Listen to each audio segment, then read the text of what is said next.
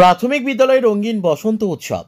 আজ শুক্রবার ধূপগুড়ি পৌরসভার ২ নম্বর ওয়ার্ডের রায়পাড়ায় অবস্থিত উত্তর বৈরাতিগুড়ি কালীবাড়ি এসপি প্রাথমিক বিদ্যালয়ে প্রাণোচ্ছল পরিবেশে বসন্ত উৎসব পালিত হয়েছে। এদিন সকাল থেকেই স্কুলের মাঠে উৎসবের আমেজ ছিল। শিক্ষক ও শিক্ষিকারা রঙিন পোশাকে সজ্জিত ছিলেন।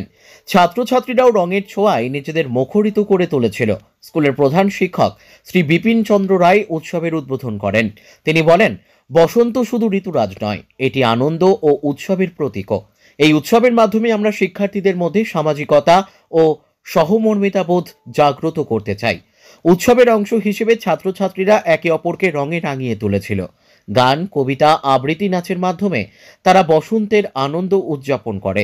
স্কুলের শিক্ষক শ্রীমতী সুমিত্রা দেবী বলেন, বসন্ত উৎসব শিশুদের মনে আনন্দের ঝড় তোলে। এই উৎসবের মাধ্যমে তারা প্রকৃতির সান্নিধ্য লাভ করে। উৎসবের শেষে সকলকে রঙিন খিচুড়ি ও মিষ্টি পরিবেশন করা হয়। উল্লেখ্য, উত্তর বৈরাতিগুড়ি কালীবাড়ি এসপি প্রাথমিক বিদ্যালয়ে প্রতি বছরই বসন্ত উৎসব পালিত হয়। এই উৎসব স্কুলের প্রতি একটি ঐতিহ্য হয়ে দাঁড়িয়েছে। ব্যুরো রিপোর্ট, আমাদের টিভি।